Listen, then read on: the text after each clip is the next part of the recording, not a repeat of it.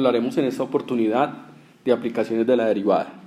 Dentro de las aplicaciones más importantes de la derivada se encuentran los máximos y mínimos. A los valores máximos o valores mínimos en el dominio de la función o en un intervalo cerrado, si queremos hallarlos, a esos valores les vamos a llamar valores extremos o simplemente extremos. Es decir, que en un valor extremo estamos 100% seguros de que la función alcanza un máximo o alcanza un mínimo. Si vemos acá en esta gráfica, para un valor particular x aquí, este x sub 1 es un valor extremo, este x sub 2 es otro valor extremo, este x sub 3 es un valor extremo y x sub 4 es un valor extremo. Entonces, en un valor extremo la función alcanza un máximo o un mínimo. Es posible que la función tenga varios máximos y varios mínimos. Al mayor de todos los máximos se le conoce como máximo absoluto y al menor de todos los mínimos se le conoce como mínimo absoluto, como está acá en la siguiente definición. Entonces, a esos máximos o mínimos les vamos a llamar máximos relativos. Y recuerden, al mayor de todos los máximos, este valor es el máximo absoluto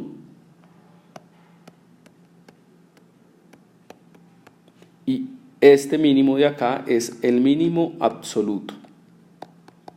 Los otros simplemente son máximos relativos o mínimos relativos o simplemente extremos relativos. La pregunta es, ¿toda función tiene máximo o mínimo? No necesariamente. Si nosotros tomamos la función f de x igual a x, que es una línea recta, a la medida que aumentamos para x, cuando tiende a infinito, pues no encontramos un valor máximo. Y si disminuimos, es decir, cuando x tiende a menos infinito, tampoco encontramos un valor máximo. Y ustedes dirán, bueno, y si lo ponemos en un intervalo, ¿habrá máximo o mínimo? Pues veamos a ver, no necesariamente.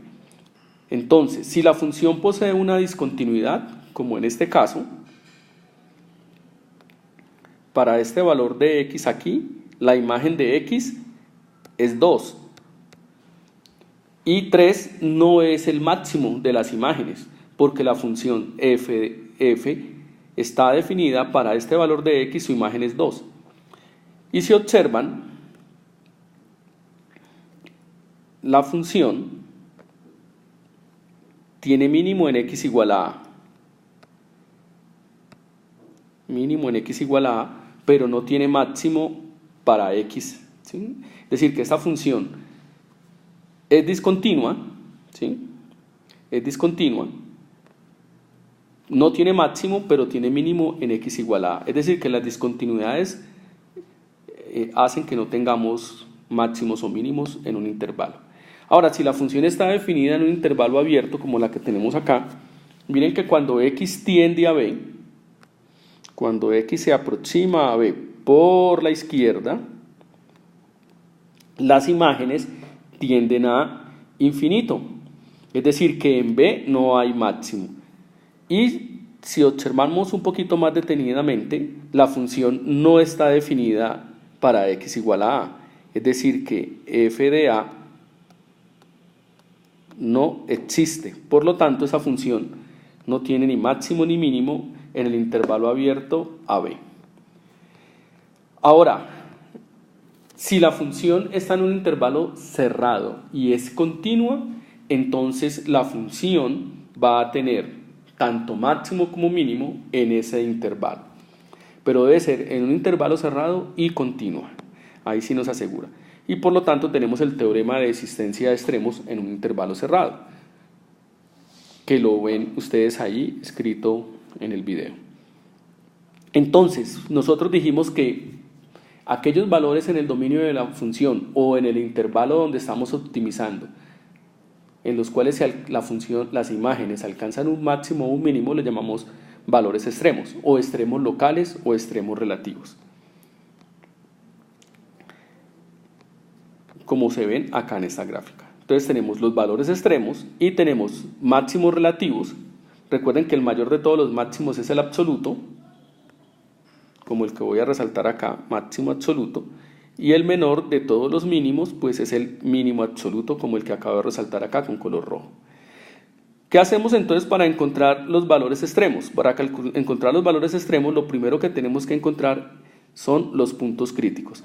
Observemos que si trazamos líneas horizontales en la gráfica de la función donde se da el extremo, vemos que la pendiente de la recta tangente para esas líneas es 0, o en el caso de la función que termina en punta, acá en este caso, si trazamos la línea tangente y nos vamos acercando a ellas, pues la línea tangente va a ser vertical, y vimos que las rectas verticales no tienen pendiente, es decir, que la derivada en x3 de la función no existe. Es decir, que en un valor extremo la derivada de la función es 0 o la derivada de la función no existe. Por lo tanto, lo primero que vamos a definir es punto crítico, porque en un punto crítico la derivada de la función es 0 o la derivada de la función no existe. Veamos dos ejemplos de cómo hallar puntos críticos. Entonces, en el primer ejemplo nos dan la función f definida por f de x igual a 3x a la 4 menos 16x al cubo más 6x cuadrado más 72x menos 10. Entonces vamos a resolver el primero. Vamos a hallar los puntos críticos. ¿Qué hacemos? Pues lo primero que hacemos es derivar la función. Al derivar la función obtenemos 12x al cubo menos 48x cuadrado más 12x más 72. Y nos vamos a preguntar dónde la derivada es 0 y dónde la derivada no existe. Si ustedes ven, esta función primera derivada es continua en todos los reales, ¿sí? Es decir, que está definida en todos los reales. Por lo tanto, para este caso simplemente vamos a preguntarnos cuándo la primera derivada es 0. Y la primera derivada es 0 si 12x al cubo menos 48x cuadrado más 12x más 72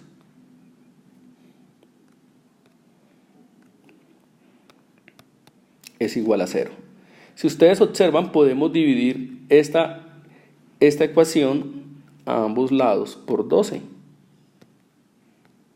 Entonces, si dividimos en ambos lados por 12, vamos a obtener lo siguiente. Vamos a obtener 2x cubo, x cubo, disculpen, x cubo menos 4x cuadrado más x más 6 igual a 0. Y entonces los puntos críticos serán aquellos valores que hacen que esta ecuación tome el valor 0. ¿Cómo resolvemos esta ecuación? Pues hay muchas formas de resolver esta ecuación. Una de ellas muy rápida es el método de división sintética. Entonces escribimos los coeficientes del polinomio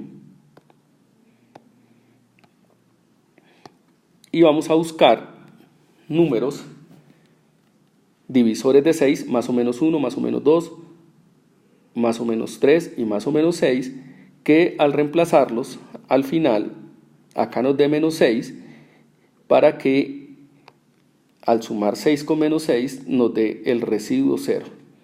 Entonces ensayamos con varios números. Uno de esos números puede ser el 1. Ensayemos con el 1 a ver.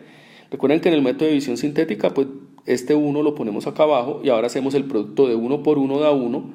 Ahora sumamos menos 4 más 1 nos da menos 3. Menos 3 por 1 me da menos 3.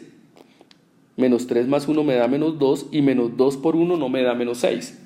Por lo tanto, 1 no es una raíz de la ecuación. Voy a probar con menos 1. Entonces hago 1 por menos 1 menos 1. Disculpen un momento, borro esto acá.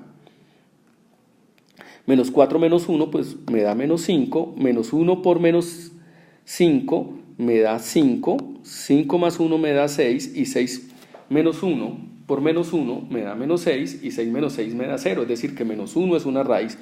Puedo seguir con el método de división sintética. Ya no voy a volver a ensayar con el 1. Voy a ensayar entonces con el 2. Si ensayo con el 2, bajamos el 1. 2 por 1, 2. Esto me da menos 3, menos 6. Y esto me da 0. Es decir, que 2 es raíz. Y si quiero seguir con el proceso de división sintética, pues ya veo que el número que me funciona es el 3. Entonces, bajo el 1, 1 por 3, 3, 3 menos 3, 0. Y por lo tanto, las raíces de esta ecuación son menos 1, 2 y 3, que se convierten en los puntos críticos de la función. Es decir, que los puntos críticos son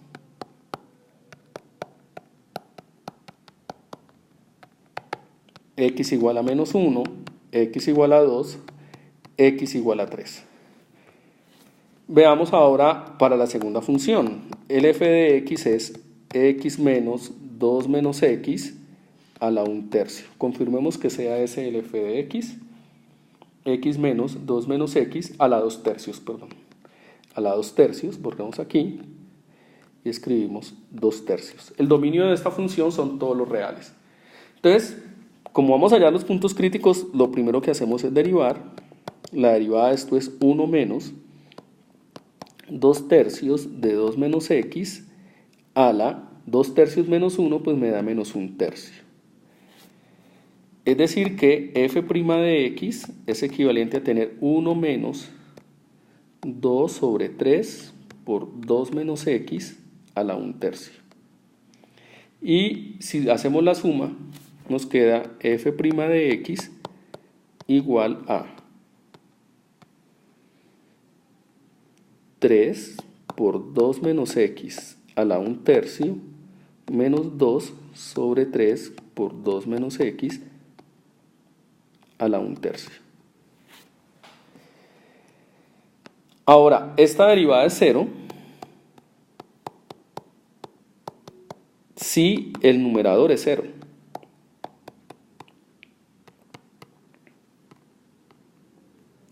Disculpen, escribo mejor esto.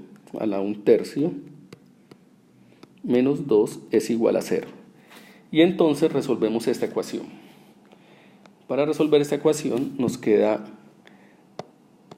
2 menos x a la 1/3 es igual a 2/3. Revisemos a ver que... Perdón, esta derivada la tengo mala, me faltó la derivada interna acá. Disculpen un segundo, que es la derivada interna acá es menos 1. Entonces esto me va a quedar acá más 2. Acá me va a quedar más 2. Y acá me va a quedar menos 2/3. Muy bien. Ahora le vamos al cubo a ambos lados. Nos queda 2 menos x igual a menos 8 sobre 27. O x igual a 2 más 8 sobre 27, que es equivalente a tener 62 sobre 27. Ese es un punto crítico, x igual a 62 sobre 27. Ahora nos preguntamos dónde la derivada no existe, es decir, esta derivada no existe si el denominador es 0, pero el denominador es 3 por 2 menos x a la 1/3 y eso lo igualamos a 0. Para que eso nos dé 0, pues x es igual a 2, es el único valor que hace que eso me dé 0. Es decir, que los puntos críticos de esta función son 62 sobre 27 y x igual a 2.